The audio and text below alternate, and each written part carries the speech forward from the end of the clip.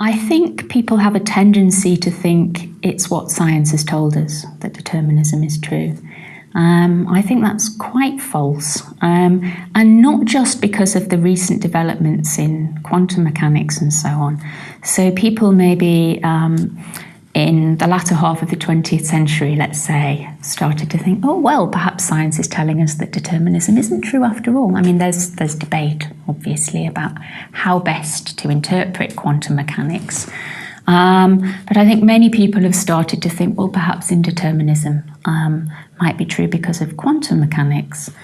But I think for much, much simpler reasons than those that are given by quantum mechanics. We had the resources, if we'd only thought about it properly, years ago to decide that determinism isn't true.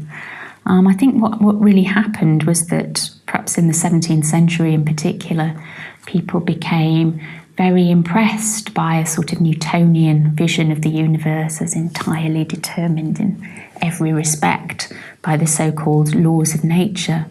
But I think one only has to think quite briefly, really, about the relationship of physics to the rest of reality, about other realms of life other than the purely physical.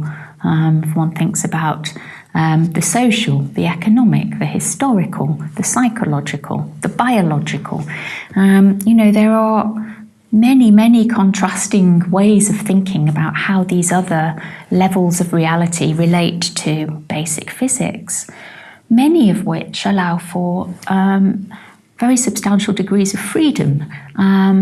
I believe myself in something that philosophers call top-down causation, and the possibility of top-down causation. That's to say, for example, the possibility that a whole animal, say, can influence what goes on in its parts, ideas like that.